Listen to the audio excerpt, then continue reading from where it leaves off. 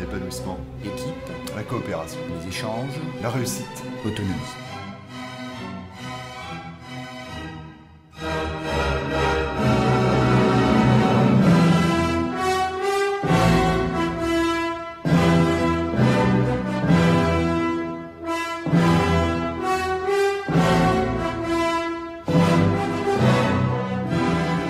Alors le collège lycée expérimental existe depuis 1982.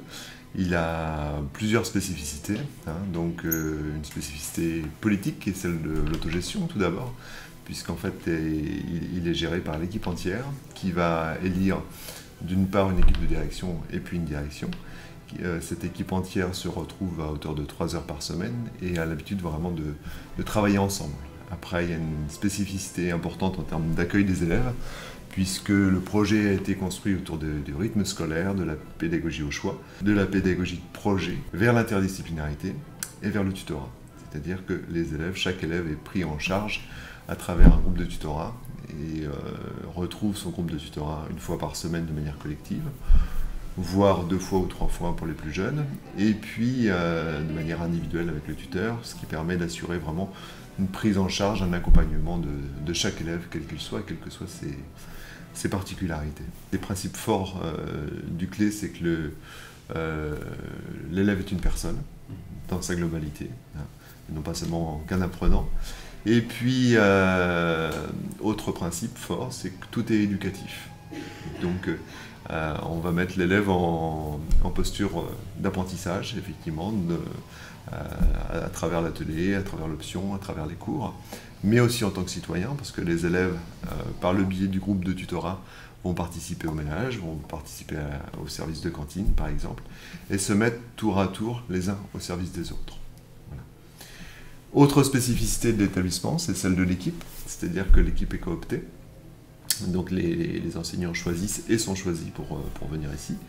Les tâches sont tournantes, donc chacun à son moment, les différents enseignants, les différents personnels de l'établissement ont été obligés de s'engager sur des fonctions pédagogiques, administratives, et puis prendre part dans la construction globale de l'établissement. Alors quand on vient au CLE, on accepte de travailler un peu différemment. Ce décloisonnement des fonctions explique pour beaucoup le succès du CLE dans l'accompagnement des élèves aussi. La fonction de coordinateur au sein du CLE, c'est celui qui est un peu, j'ai envie de dire, le mécanicien général du lycée ou éventuellement du collège. C'est-à-dire celui qui est chargé de mettre en organisation tout ce qui a été décidé par l'équipe.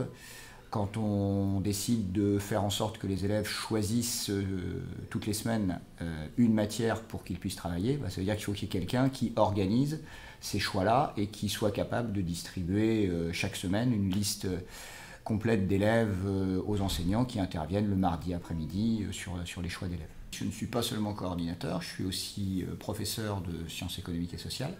Donc ça veut dire que j'assure les cours en première et en terminale.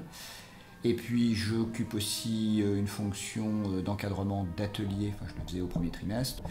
On a des grands élèves de 3e et de lycée qui aident sur l'atelier d'entrée de 5e, les élèves de 5e à faire leurs leçons le jeudi après-midi. Ces ateliers d'aide, c'est au départ l'idée que le CLE est une communauté d'élèves où on a des petits et des grands, et qu'on souhaite qu'il y ait une relation entre les grands et les petits au-delà de simplement se croiser dans les couloirs.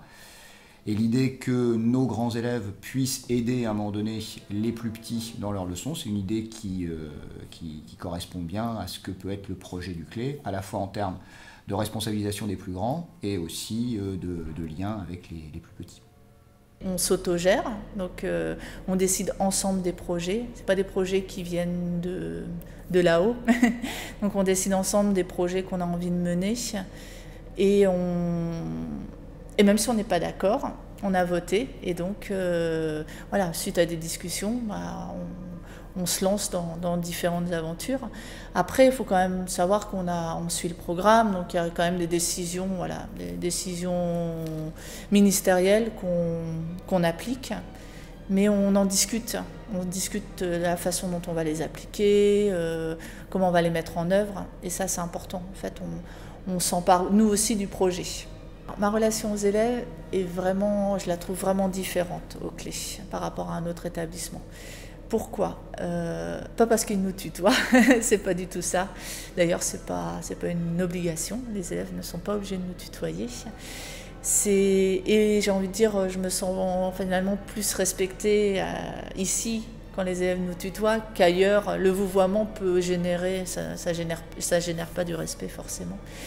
Et la relation, elle est différente parce qu'ils nous voient on a vraiment plusieurs casquettes au Clé. On n'est pas là que en tant qu'enseignant d'une matière. Donc par exemple, moi, quand je suis dans l'atelier relations extérieures, je peux apprendre des élèves aussi, c'est-à-dire qu'on peut parfois, je dis entre guillemets, se mettre en danger, et ils nous voient aussi. Nous, on dit souvent que l'élève est une personne au Clé. Je trouve que l'enseignant est aussi une personne, et les élèves le voient.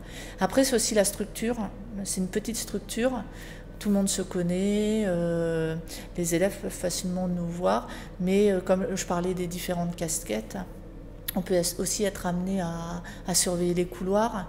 Donc là, les élèves vont venir nous parler. Nous, on voit des choses aussi dans les couloirs qui nous interpellent. Donc c'est vrai que je pense que c'est vraiment cette multitude de tâches qui fait que les élèves sont amenés à nous voir sous plusieurs aspects. Puis il y a le tutorat aussi qui est essentiel au Clé.